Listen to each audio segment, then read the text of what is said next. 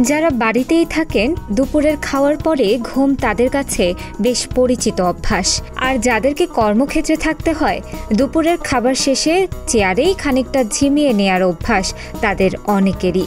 তবে দুপুরের এই অল্প একটু ঘুম বা ভাত ঘুম উপকারী কিনা তা নিয়ে সন্দিহান থাকেন অনেকে। দুপুরের ঘুম কি উপকারী নাকি ক্ষতিকর, চলুন জেনে নেওয়া যাক।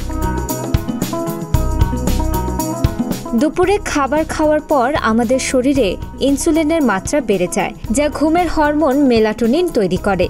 পাশাপাশি খাবার হজমে শরীরের প্রচুর শক্তি খরচ হয়, ফলে আসে ঘুম ভাব। শুধু ভাত বা কার্বোহাইড্রেট নয়, প্রোটিনযুক্ত খাবার খেলেও এমনটা ঘটে।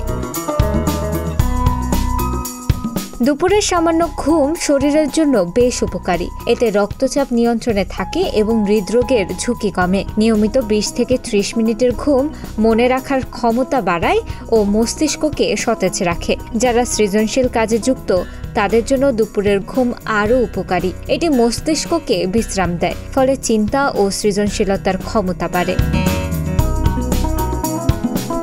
দুপুরের ঘুম স্নায়ুর চাপ কমায়, মন ভালো রাখে এবং উদ্বেগ বা দুশ্চিন্তা দূর করে। রাতে ঘুম ঠিক মতো না হলে এই অল্প সময়ের ঘুম ক্লান্তি দূর করতে সাহায্য করে। তাই সময় পেলে দুপুরে 20 থেকে 30 মিনিট ঘুমিয়ে নিন। এতে শরীর ও মন দুটোই চাঙ্গা থাকবে।